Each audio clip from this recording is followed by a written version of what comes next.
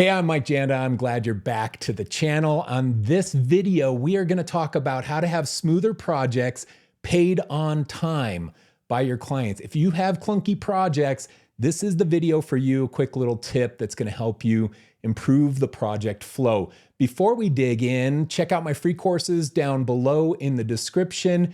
And if you like freelance content, business of design, agency ownership, design, you're interested in that stuff, hit the subscribe button. I have a ton of content coming for you. Okay, let's dig into this topic. Smooth projects paid on time. That's what we're going to dig into.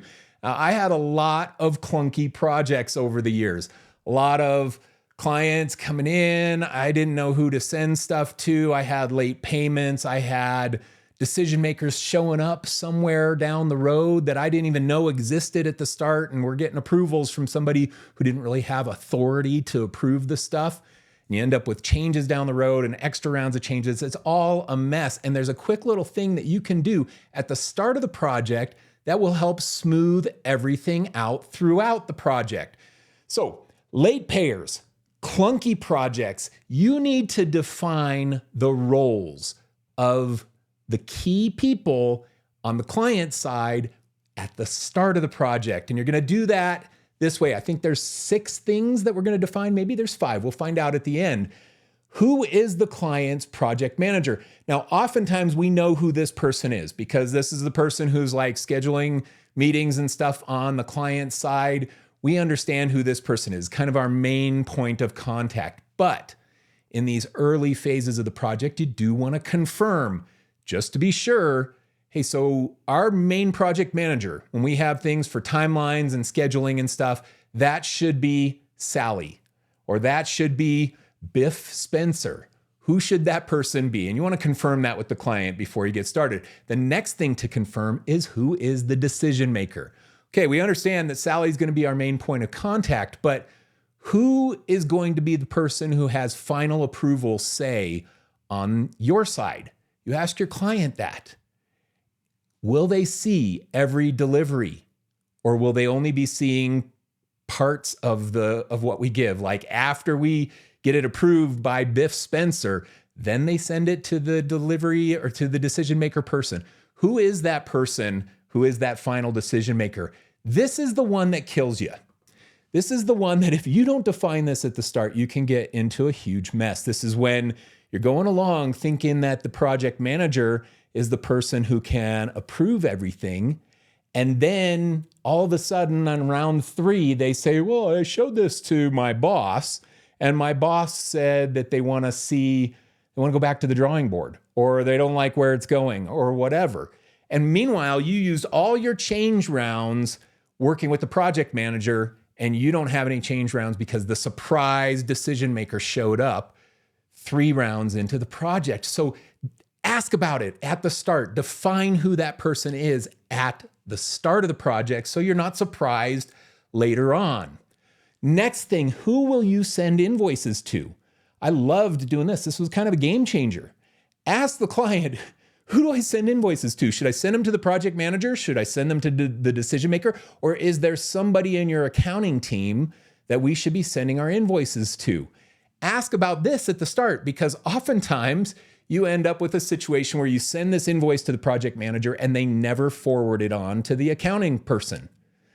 Wouldn't it be great to just send it to the accounting person from the start? So ask if you can have that contact person. Find out who it is. Put them on your list. Get their email address so that you can send your invoices directly to the person who is going to be ensuring that they get paid. All right. Next, who do you contact for design assets? Most of the time, this is probably the project manager, but not always, and it's good to ask. Sometimes it'll be a marketing director or a creative director or somebody on the client side. So who do you ask for design assets? Because if you're funneling every question, hey, project manager, can you send that logo over? Or, hey, project manager, can you send me this image that was on the homepage of your website? We need it for this brochure. Or, hey, project manager, could you send me the style guide for your business?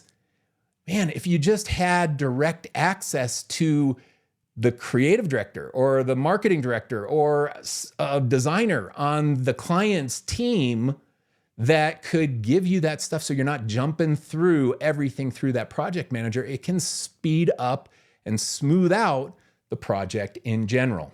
So ask if there's a specific contact you can have for design assets. And then who is the best contact for technical things? This usually applies to website stuff. If you're doing a website for the client, who is the technical contact for server access, login stuff, blah, blah, blah. And I have on here Garth Coder. I haven't seen this for a while, but yeah, Garth Coder is the person on the client side. So ask for that person. So again, you can, if you need to, bypass the project manager and go right to the contact that you're trying to jump into to discuss things with. All right, those are the roles. What do we have? We got 5. Okay, so I knew it was 5 or 6 that we had. Define those client roles: project manager, decision maker, accounting contact, design contact, and technical contact.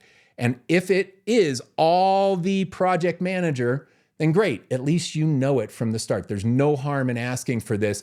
You'll get stung if you don't ask for this, especially on decision maker and accounting contact. Those are the 2 that'll bite you.